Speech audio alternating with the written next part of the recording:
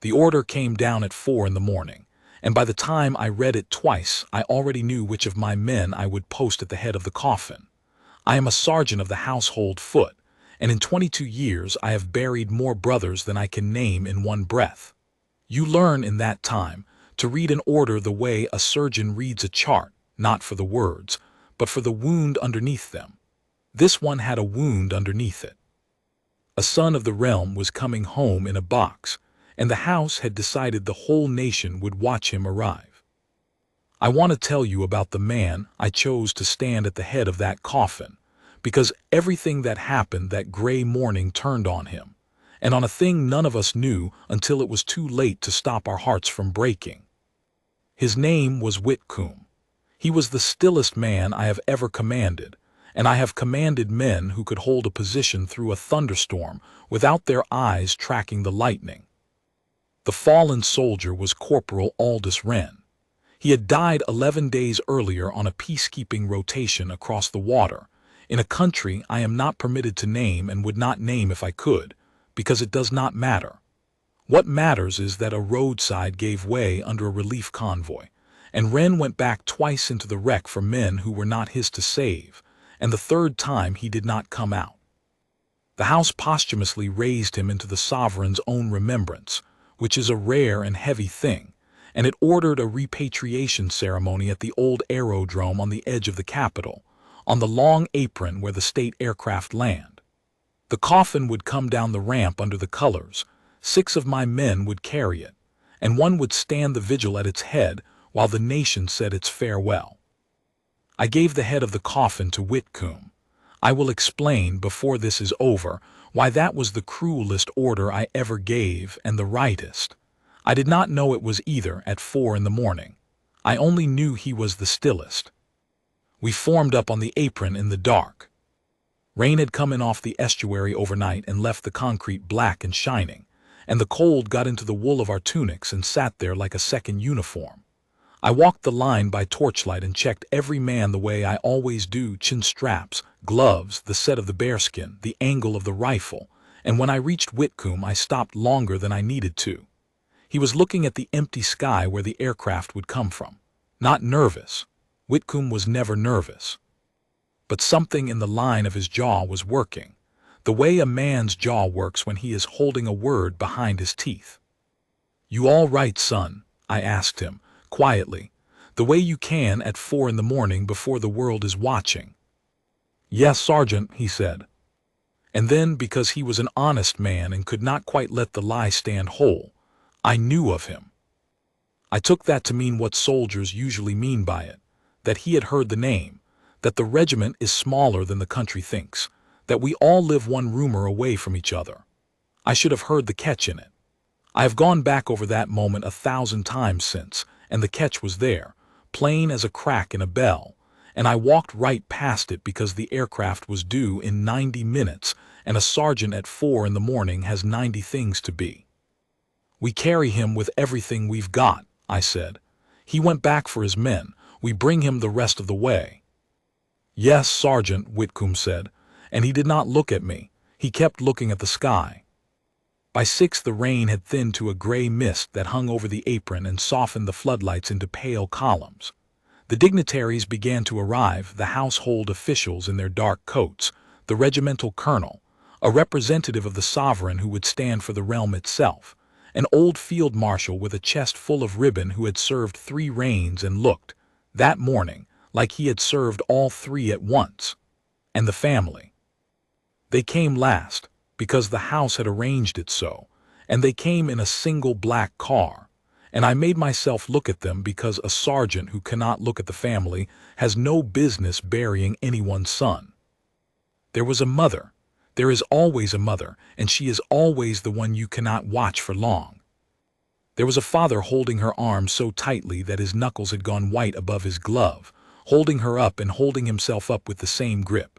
And there was a girl, a young woman, really, 20 perhaps, in a coat too thin for the cold, who would not take anyone's arm at all. She walked a half step apart from her parents with her chin level and her eyes dry, and I recognized the posture before I understood it. It was a soldier's posture. It was the way you stand when you have decided that you will not break in front of strangers, no matter what it costs, because breaking would dishonor the thing you came to honor. I did not know yet who she was to him. A sister, I guessed. I was wrong about that too, and the way I was wrong is the heart of everything I am telling you. The press had been allowed a single pen at the far edge of the apron, behind a rope, and beyond them, past the perimeter fence, a crowd had been gathering since before dawn. The house had not summoned them. They came on their own, the way people do when a story moves through a country overnight, a man who went back twice and did not come out the third time. They stood in the mist with their collars up and their hands folded, hundreds of them, and they made no noise at all, and that silence reached us across 200 yards of wet concrete and settled over the apron like a held breath. I had stood many ceremonies. I had never felt a silence with that much weight in it. At 6:20, the aircraft came out of the cloud.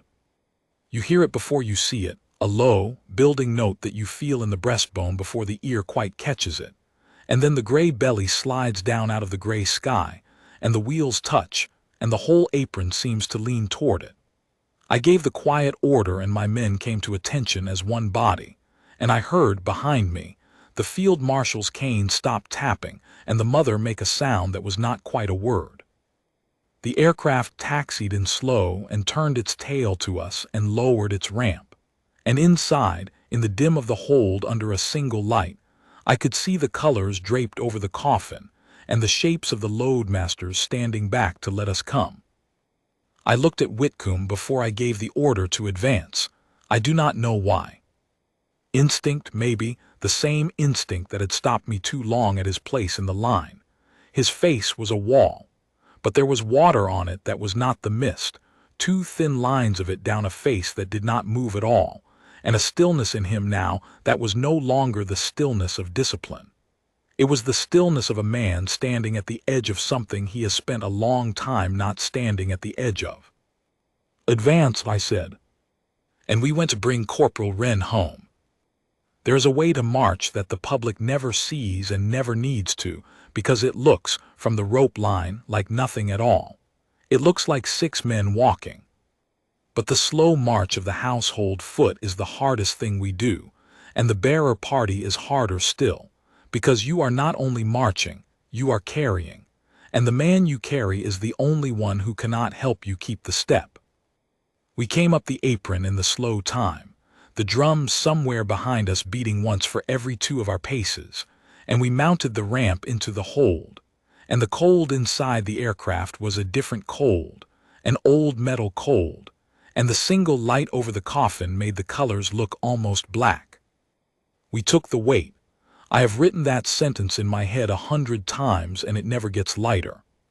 6 pairs of white gloves came under the rails of the coffin at the same instant, and we lifted, and the weight of a grown man who went back twice for others settled across our shoulders, and not one of us made a sound. Whitcomb took the head. That is the bearer's place of honor and of pain, because the head of the coffin leads, and the man at the head sets the step for the other 5 and cannot ever, for any reason, look down. We brought him out into the gray light, down the ramp, into the silence of a nation that had come without being asked. I marched at the side where a sergeant marches, half a pace off the party, watching everything and showing nothing, and I will tell you what I watched. I watched the field marshal, that old man who had buried more sons of the realm than I have, take off his cap with a hand that shook and hold it against the ribbons on his chest, and I watched him not be able to put it back on. I watched the household official whose entire trade is composure press 2 fingers hard against the bridge of his nose. I watched the representative of the sovereign stand so straight that you understood the straightness was costing him. And past all of them, 200 yards out beyond the fence, I watched the crowd, and the crowd did the thing that I have never forgotten and never will. As the coffin came down the ramp and into the open, in the same instant, without one voice giving an order, every man in that crowd who wore a hat took it off. A field of bare heads in the mist. No one had told them to. No country can make its people do that. They simply did it all together because some things are older than instruction. But it was the mother I could not finally keep from. She had not moved from the family's place by the dais, and she made no scene. The realm need not have feared a scene. This was not a family who would have allowed itself one. But as the coffin came level with her, her legs went just slightly, the way a building goes when one support fails, and the father caught her. And the girl in the thin coat reached out and took her mother's other hand without turning her head, still holding her chin level, still dry-eyed, still standing the way a soldier stands. And I thought again, a sister. A sister who has decided to be the strong one. I had no idea. We carried Corporal Wren the length of the apron in the slow march, and it took us 4 minutes, and those 4 minutes were the longest I have spent in 22 years of long minutes. The bearer party must keep the coffin perfectly level. If the slope of the ground changes, the men on the low side bend their knees and the men on the high side straighten, and they do it without command and without the coffin tilting a finger's width, so that to the watching country the dead man floats steady and serene above the earth he is leaving. It is the last courtesy of the living to the dead, that we will not let him be jostled now, not by so much as a stumble, after the world has finished with him. And at the head of it, setting the step leading the level, was Whitcomb, with the water still on his unmoving face, holding it all together by the sheer wall of his will. The dais had been raised at the apron's end, draped in the colors, and on it stood the catafalque where the coffin would rest for the vigil while the sovereign's representative spoke, and the family came forward and the nation, watching on every screen it owned, said goodbye. We mounted the dais in the slow time. We lowered the coffin onto the catafalque with a slowness that I can only describe as tenderness, 6 men easing a 7th down to rest, and the gloves came away 1 finger at a time, and we stepped back into our positions around him, and the bearer party became the vigil. 5 of us stood off, heads bowed, rifles reversed and rested on our boots in the morning carry, eyes down. That is the rest of us. But the man at the head of the coffin does not bow his head and does not rest his eyes down. He stands the vigil. He comes to attention at the very head of the fallen, eyes forward in perfect and unbroken stillness, the living sentinel set there to say to the whole watching realm, "This man is not alone, and he will not be left alone, not for 1 second between here and the grave." That post belonged to Whitcomb. I had given it to him at 4 in the morning because he was the stillest man I had. The sovereign's representative began to speak. I will not set down all of it. He spoke of the convoy and the road that gave way, and of a man who went back into it once, and then again, and the 3rd time. He spoke of duty as a debt the brave pay so the rest of us can sleep. He read out the citation in the flat, careful voice that men use for the words that would break them if they let any warmth into them, and when he came to the corporal's name in full, Aldous Edward Wren, I heard, from the family's place, the girl in the thin coat draw 1 breath, sharp, through her nose and let it out slow, holding, still holding. And I confess I admired her, this sister, and I had no notion at all of what she was holding. Then the representative said the thing the House had decided he would say, because the House had decided the nation should know it. He said that Corporal Wren had not gone out on that last rotation under orders. He had volunteered for it. He had asked to take another man's place, a man with a young family, a man who did not want to go, and Wren had stepped into the gap so that the other could stay home. He had not had to be on that road at all. He had chosen the road so that someone else would not have to, and then on the road he had gone back twice for strangers, and the choosing and the going back were the same act, the same man, all the way down. And I watched Whitcomb. He was 4 feet from the head of the coffin, at the vigil, eyes forward, and at the words he had asked to take another man's place a sound came out of him. It was very small. It was the sound a man makes when something hits him in a place the discipline does not reach, a single sharp exhalation, almost nothing, gone in an instant, and his eyes, fixed forward, filled and overran, and still he did not move, did not blink it clear, did not so much as shift the angle of his chin. The tears ran straight down a face carved out of stone, and the stone held. I have seen men weep. I have wept myself in the dark where it is allowed. I had never in my life seen a man weep at attention without surrendering 1 millimeter of his bearing, as though grief and discipline had been ordered to share the same body and both had agreed to obey. The crowd beyond the fence had begun, here and there, to weep openly. The mother wept. The field marshal wept. But the man at the head of the coffin stood his post and let it pour down his face and would not yield it. And the country watching its screens saw the most disciplined sorrow it would ever see, and did not yet know why it cut so deep. I knew it cut deeper than a stranger's grief. I did not yet know how much deeper, but I had marched beside Whitcomb for 3 years, and I knew his stillness the way you know a man's footstep on the stair, and this was not the stillness of a guardsman honoring a fallen soldier of the realm. This was the stillness of a man at the edge of a thing he had carried alone for a long time, and could not put down and would not put down, not here, not in front of all of them, even as it broke him where no one could see. And then from the family's place, the girl in the thin coat finally moved. The order of the ceremony allowed the family to come forward one at a time, to lay a hand on the coffin before the bearer party marched it to the gun carriage for the slow procession through the Capitol. The mother could not. The father stayed to hold her. So the girl came alone, across the open concrete in her thin coat, with her chin still level and her eyes still dry, and the whole apron watched her come, and the whole nation watched on its screens, and I felt the silence draw tighter with every step she took. She stopped at the foot of the catafalque.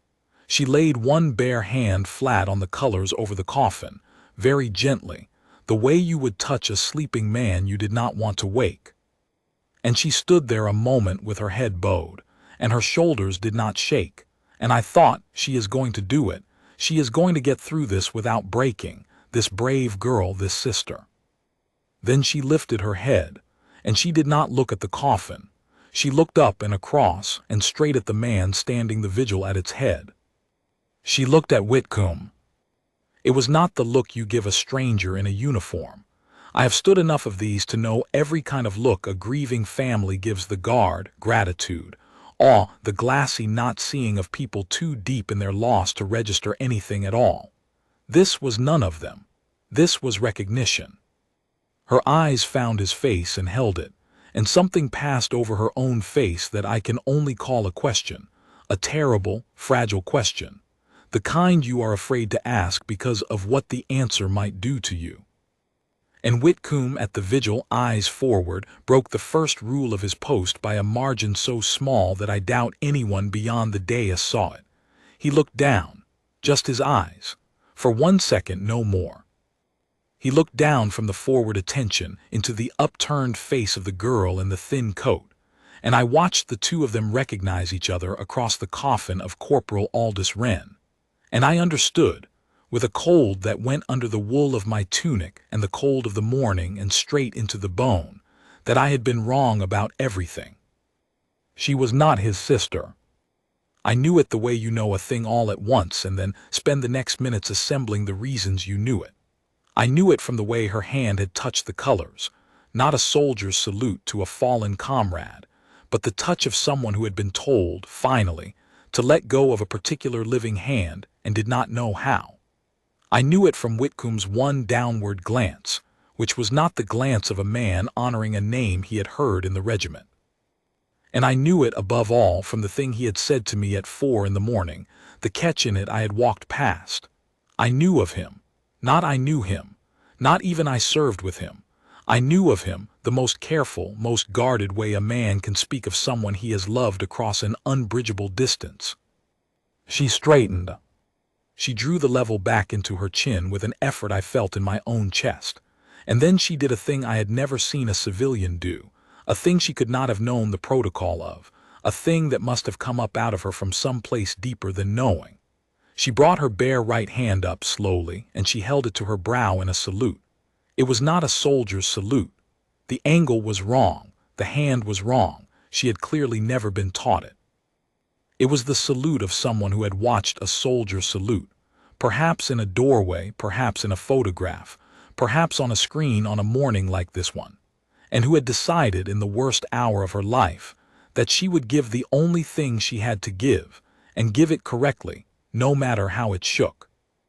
The crowd beyond the fence made a sound then, not a cry, a kind of low, broken murmur that ran the length of the line and came across the wet concrete and broke over us like a slow wave, because they had seen it too, the girl in the thin coat saluting the coffin, and the guardsman at its head with the tears pouring down his unmoving face. And even those who did not yet understand the connection understood that they were watching something true. And Whitcomb at the vigil did not return her salute. He could not. The vigil forbade it.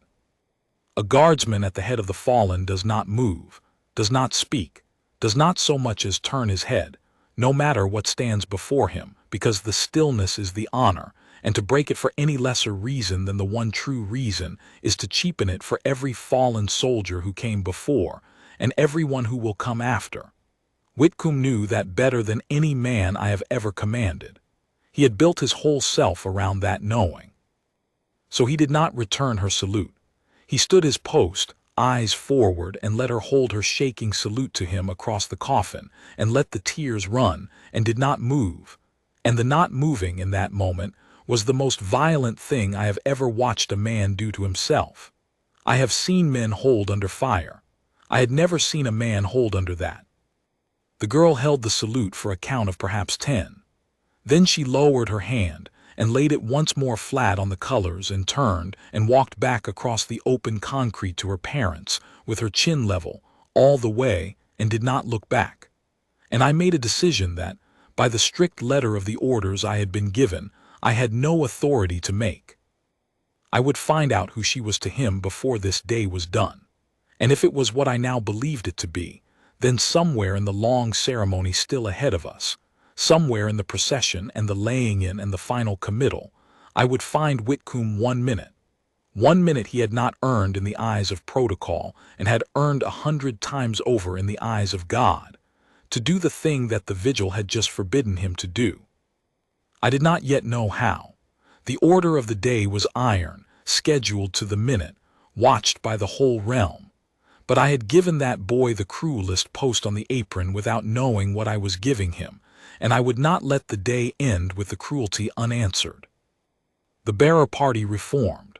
We took the weight again, the same 6 pairs of white gloves, the same instant, the same silence.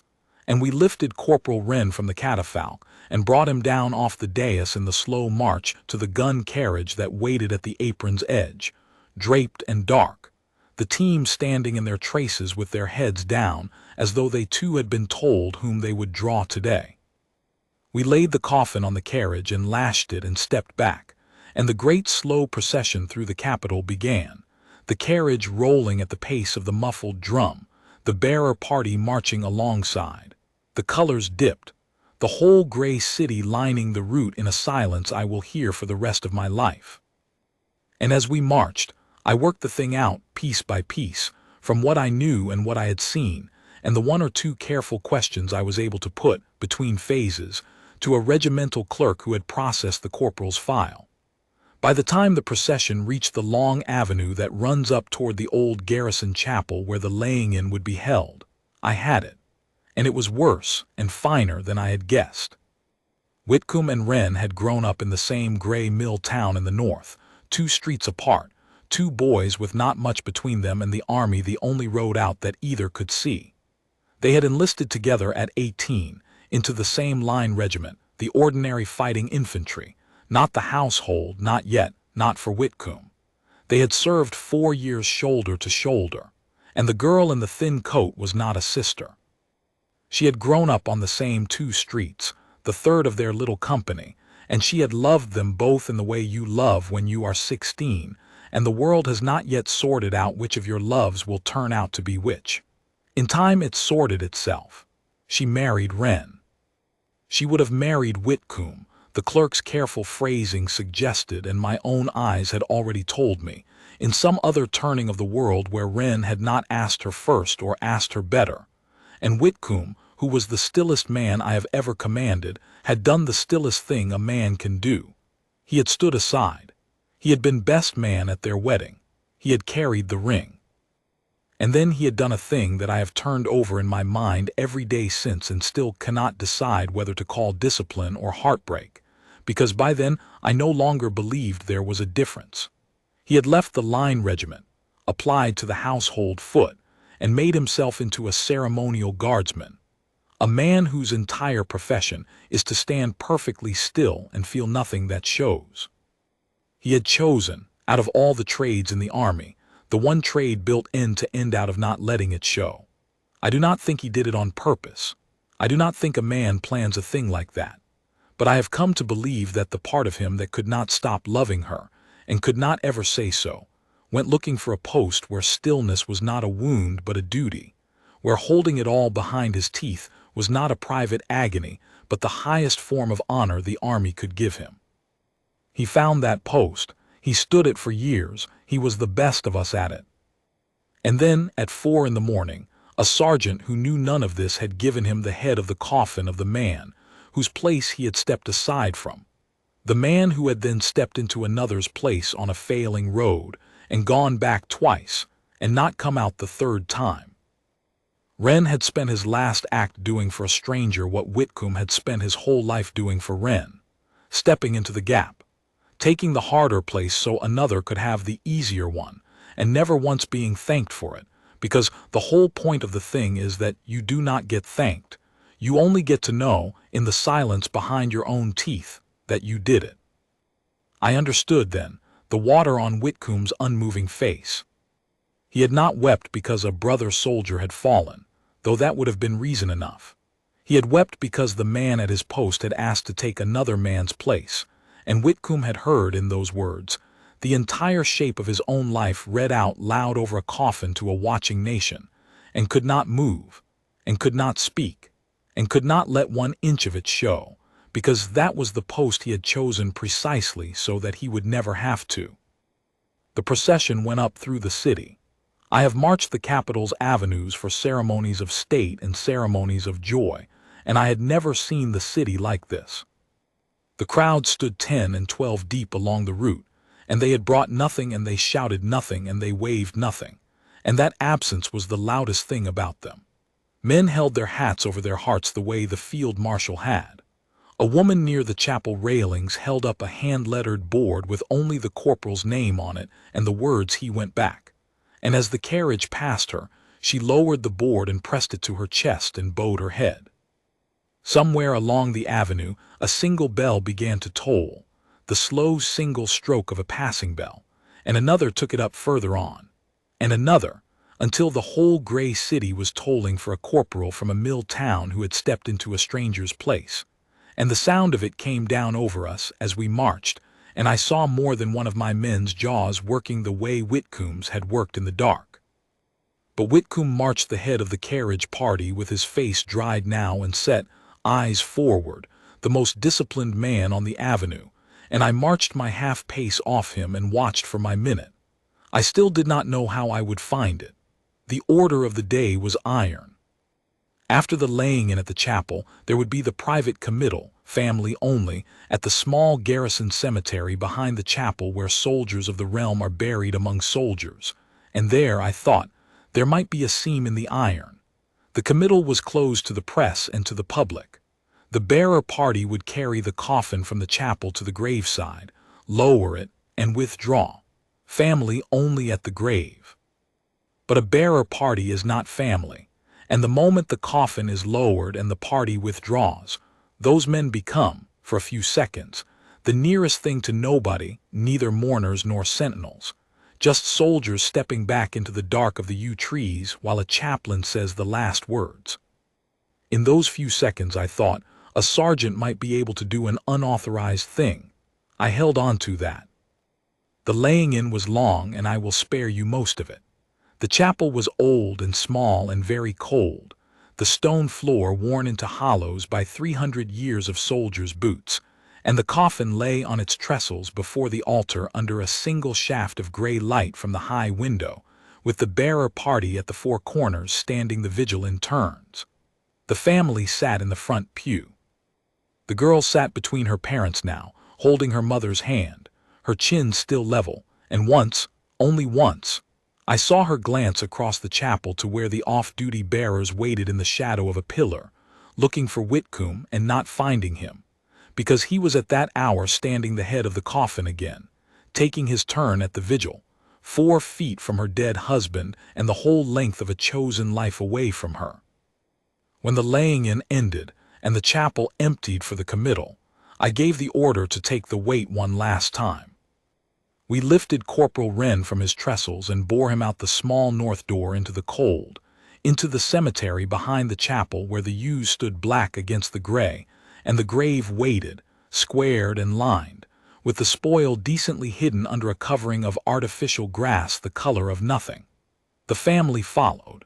The chaplain took his place at the head of the grave. And we brought the corporal to the lowering tapes and stood him over the open ground, 6 men holding a 7th above his last rest, and I knew that my minute, if it was going to come at all, was now perhaps 4 minutes off. We lowered him. The webbing tapes ran out slow through 6 pairs of white gloves, hand over hand, the most careful thing a soldier ever does, easing a brother down into the earth at a speed slower than a heartbeat so that the last journey of all should be as gentle as the living can make it. The coffin settled. The tapes came free and were drawn up and coiled. And the bearer party stepped back, 3 paces into the shadow of the yews, to leave the family alone at the graveside for the chaplain's final words. And in that stepping back, exactly as I had hoped, the 6 guardsmen became, for a few seconds, nobody at all. It was then that I saw the chaplain pause. And it was then that the girl in the thin coat turned, in the small closed circle of the committal, and looked once more across the open grave to the line of guardsmen withdrawing into the dark of the trees, looked for the one face she had recognized on the apron at dawn, and found it. And the iron order of the day which had held against the whole watching nation came down at last to this: a grave, a family, a chaplain with the last words still in his mouth, 6 guardsmen in the shadow of the yews, and a sergeant who had decided. I stepped out of the line. A sergeant does not, ordinarily, exist in a ceremony of state. He is the hand that moves the pieces and is not himself a piece. But I stepped forward to the chaplain, and I spoke low, 3 words, and the chaplain, who was an old garrison man and had buried more soldiers than even the field marshal, and who understood the difference between the order of a day and the order of things, looked at me, and looked at Whitcomb in the shadow of the yews, and gave me the smallest nod I have ever been grateful for. He folded his hands and bowed his head and stepped back half a pace from the grave, and the last words waited. Then I turned to Whitcomb. I did not give him an order. I have given that man 1,000 orders, and he has obeyed every one of them perfectly, and this was the only time in 3 years I did not have the right to one, and would not have used it if I had. I caught his eye in the green dark under the trees, and I tipped my head once toward the grave. Go, the tip of my head said. You have 1 minute. I cannot give you more, and you do not need more. Go and do the thing the vigil forbade. For a moment he did not move, and I thought I had misjudged him, thought that the discipline had grown over the wound so completely that he could no longer find the way down to it even when the door was held open. Then he handed his rifle to the man beside him, without a word, and the man took it, and Whitcomb stepped out of the line and crossed the few yards of cold turf to the head of the open grave, and the family watched him come, and the girl in the thin coat put her hand over her mouth. He came to attention at the graveside, and then slowly, with the whole weight of everything he had carried for so many years and never set down, he raised his white-gloved hand to the brim of his bearskin and held it there in a full and perfect salute. The salute he had not been permitted to return to her on the apron, the salute he had owed for half a lifetime and never once been allowed to give, and he held it, looking down into the grave at the man 2 streets over who had been his oldest friend and his quiet grief, and, at the very last, his teacher in the only thing that had ever mattered to either of them: how to step into the gap for someone else and ask for nothing back. The discipline did not crack. Even now, even here, with the whole iron order set aside for him, Whitcomb did not break down, did not sink, did not weep aloud. He gave the salute the way he gave everything, completely, exactly, without a wasted motion or a sound. But the tears came again, freely now, no longer fought, running down a face that for the first time all day was not holding anything behind its teeth. And that, I think, was the thing that finally broke the nation's heart when the still pictures of it traveled out across the country in the days that followed. Not a guardsman weeping. The whole world has seen men weep. A guardsman saluting perfectly. While he wept, a man honoring his fallen friend with the one gift his entire trade existed to give, and giving it whole, even as it cost him everything. He held the salute a long count. Then he brought the hand down slow and he bent, and he laid two gloved fingers for 1 second on the colors folded at the foot of the grave. The same touch the girl had laid on the coffin. I saw it, and I think she saw it too, and he straightened, and he stepped back the 3 paces into his place in the line, and took his rifle back from the man who held it, and became a sentinel again, eyes forward, stone again, the minutes spent. The girl in the thin coat was looking at him, and she did the thing that I will carry to my own grave. She let go of her mother's hand, and she stood up straight at the head of her husband's grave, and she put her own bare hand back up to her brow in that untaught, shaking salute, and this time she was not saluting the coffin. She was saluting the living man across the open ground who had loved her in silence and stood aside in silence and made a life out of silence, and had just, for 1 minute, been permitted to say so. She held the salute to him, and the chaplain let it be, and nobody moved. Then she lowered her hand, and the committal went on, and the last words were said, and the realm's most disciplined mourning came quietly to its end among the ewes. We marched out of the cemetery in the slow time. We did not speak. There was nothing in any of us that wanted speaking. What I did not know that gray morning was that the moment at the apron had been carried live, and that a single still photograph, the guardsman at the head of the coffin, eyes forward, the tears pouring down his unmoving face, and the girl in the thin coat below him with her shaking, untaught salute, had already gone out across the whole country before we had even reached the chapel. By nightfall it was on every screen in the realm. By the second day the story behind it was known. The 2 boys from the 2 streets, the wedding, the man who stepped aside, the man who stepped into a stranger's place on a failing road and went back twice. The nation that had come to the fence in the dark, without being asked, now understood why it had felt so much. And it grieved, and it was lifted, both at once, the way you are at the only kind of funeral that is also somehow a vindication of everything good a man can be. They wanted to make Whitcomb into something after that.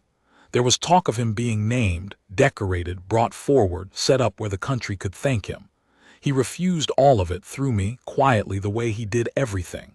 He had not done it to be seen. He had stood aside his whole life precisely so as not to be seen, and he was not about to undo that now over a photograph. The house, to its great credit, understood and let him be. He asked only one thing, and I carried the request myself, and it was granted, that he be the guardsman posted when the time came to stand the first vigil over the headstone, the night it was set. He stood it alone, through the dark, in the small cemetery among the ewes, eyes forward, perfectly still, for a man 2 streets over and a lifetime away. And in the morning he came back to barracks and cleaned his kit and took his place in the line, and said nothing, and I said nothing, and the regiment went on. I have commanded a great many men, and I have buried too many, and I have learned to be careful about the words I use for them, because the big words wear out and the men deserve better than worn-out words. So I will not call what Whitcomb did that day heroic, because he would have hated it, and because it was not in the end anything so loud. He stood still. That is all. He stood at the head of a coffin and held his bearing while his heart came apart, and then, when 1 minute was given to him that he had not asked for and would never have asked for, he spent it not on himself but on the man in the grave, a perfect salute to a better friend than the world had let him keep. The stillness is the honor. I had said something like it to him in the dark at 4 in the morning, never guessing what I was asking of him. I understand it now in a way I did not then. The stillness is not the absence of feeling.